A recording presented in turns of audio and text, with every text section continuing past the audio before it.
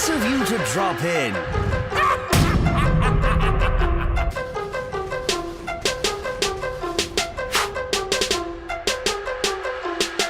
Hello people, I'm the Comic Book Gamer, and I've been asked a few times to do a top 5 anti-heroes list, so here I am and I'm doing that, and this is all my opinion. Also, anti-hero is subjective because some people consider some heroes anti-heroes, others don't. For instance, some people consider Wolverine an anti-hero, I don't.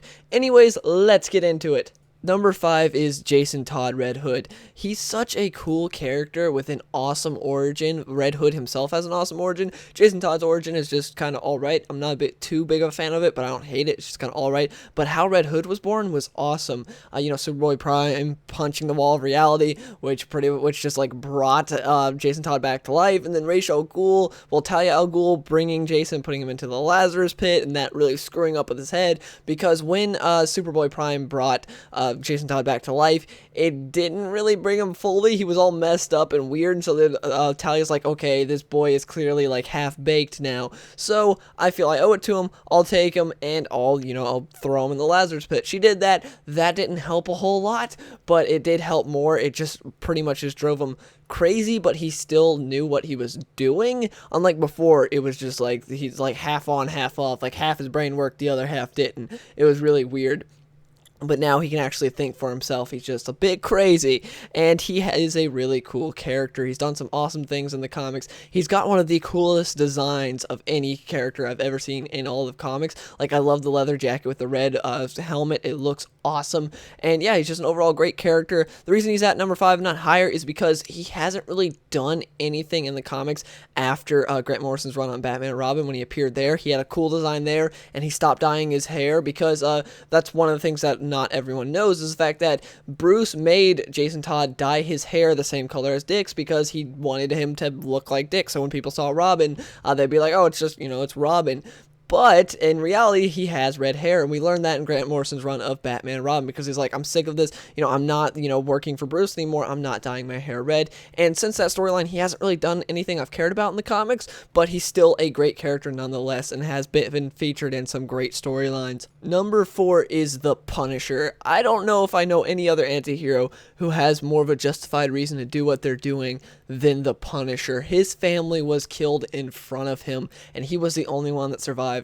The mob came, killed his family, and that's why he does what he does, because he was a trained special ops soldier. He knows what to do, and his family was killed, so he feels that it's his right to punish these guys, and it's awesome. He does some awesome stuff. He's not only just a guy like taking out criminals in New York, but he also goes overseas and stuff, and that's really cool. I love seeing the military side of Punisher. For instance, the final issue of Secret Wars for Punisher like Last Days, I think it was called, was really cool. It was him taking out this like Taliban guy, so that way he would die before the for anyone that doesn't know, in Secret Wars, which is the current storyline going on in Marvel, the Ultimate Universe and the Marvel 616 universe, which is their main universe, those planets collided and a lot of people died. Well, instead of just being one of the guys that dies, Punisher decided to go and make sure this Taliban guy died by his hand. And I think that's awesome, and it really shows how the character of Punisher is.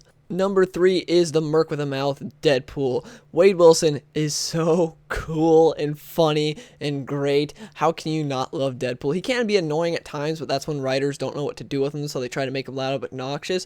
But when you have a good writer like Colin Bunn writing him, it's great. For instance, I always bring this up, Night of the Living Deadpool is my favorite Deadpool storyline. It's great. It's him going through all these different zombie cliches and everything. It's black and white, like The Walking Dead, except for Deadpool himself. He's red, he's in color. It's great. You've got stuff like the Wolverine origin storyline, which was, I don't remember the name of the storyline, but Deadpool shows up, and Wolverine hired Deadpool to go after Wolverine. Yes, he hired Deadpool to go after himself, to throw Dakin off, who's his son, and it was such a cool storyline. Stuff unravels, and during that, Deadpool's just hilarious. And then Dakin comes in, starts kicking the crap out of Deadpool, and then Deadpool realizes how to beat Dakin, and he starts kicking the crap out of him, and it's just great. And Deadpool's just such a funny guy that it's great to see him in these dark worlds, because the contrast between his silliness and these like dark, disturbing worlds is great, and I love seeing that, and he's just such a funny, great character. Number 2 is Jonah Woodson Hex.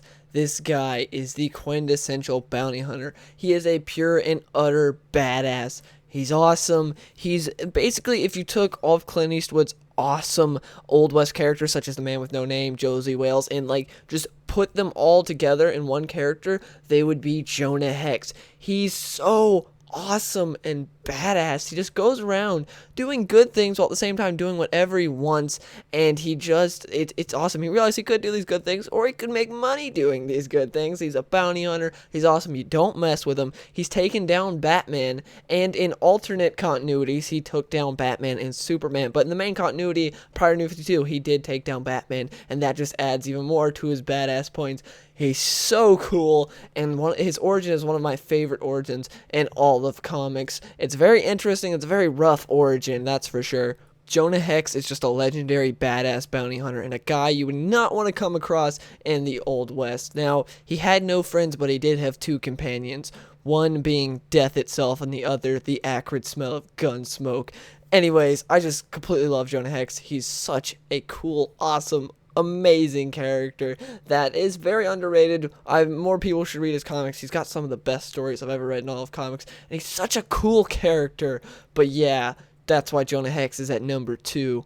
Number 1 is Deathstroke, the Terminator. Deathstroke is a very diverse character. There's a lot of elements to him. You have the Slade Wilson part, which is this failed father that really does want to be a good family man, but then you have the Deathstroke part, which is this master assassin, the best assassin in the DC universe. No debate there, unless you're talking New 52, then he pretty much sucks. But prior to New 52, he was the best assassin there was. He was awesome. But that might conflict with the fact that some people may think, well, he's not an anti-hero. Well, he is, because if you look at the way he was originally intended to be, which is Marv Wolfman, he's the creator. In Marv Wolfman's 90s Deathstroke series, he explained pretty much how Deathstroke's supposed to be through Deathstroke's mind. You could see the choices he was making, how he was thinking. You could see this is not the mind of an evil man. He's a good guy, but he's caught in a lot of crappy situations, and there's no way he can turn it around to be a hero. But there are moments to where Deathstroke is pretty much a full-on hero. For instance, in Superman Panic in the Sky, it's a storyline to where Brainiac is doing a lot of bad stuff, and Superman cannot stop him, so he enlists the help of a lot of heroes, and to lead his army of superheroes to go against this guy, he thinks of the best strategy he can, and that is Deathstroke. He does not go after Batman because he knows that Deathstroke is a better strategist than Batman, because Deathstroke has beaten Batman before, and so he goes after Deathstroke because he realized Deathstroke has a lot of military training, and he's got an enhanced brain, so he is a much better strategist than Batman. So he has Deathstroke help him plan this invasion onto Brainiac's ship and to help him stop him. And in that instance, Deathstroke is a fallen hero, but the majority of the time, he is an anti-hero. Lately, he's been weird. In New 52, like Tony Daniels' run, current New 52, he's an anti-hero. Prior to that, he was like a villain, sort of, and it's been weird. He can be a villain or a hero, but majority of the time, he's an anti-hero, and that's the way he was originally intended to be, so that's the why I write him up as an anti-hero, and he's such a cool anti-hero at that. His costume design, it's awesome. It inspired Deadpool. Deathstroke, the character, inspired Deadpool. No matter what Rob Liefeld says, the co-creator of Deadpool said that Deathstroke was inspiration for it, and that him and Rob Liefeld talked about this. So that just shows how awesome he is, that he inspired the creation of such a great character as Deadpool, and Deathstroke himself is amazing. Like, he looks awesome. He is awesome. He works as a hero or a villain, but again, I do prefer him as an anti-hero.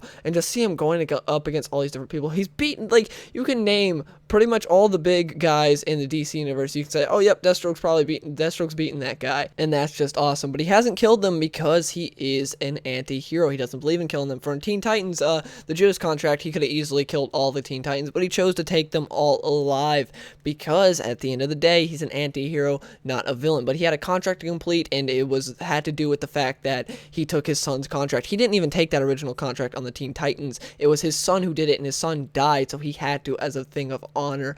Deathstroke, at the end of the day, is a good man and a good hero, and he's awesome. Like, his weapons are cool too. His staff, his swords, his design, everything from his design to his characterization to just him being a plain old badass. If he wears an eye patch, how's that not cool? And then you have Deathstroke Flashpoint to where he was a pirate. That's so cool as well. But anyways, I just love Deathstroke. He's my favorite anti-hero. And yeah, those are my top 5 favorite anti-heroes in all of comics. Please let me know in the comments below. What are your guys? I really want to know. And if you enjoyed this video, please give it a like.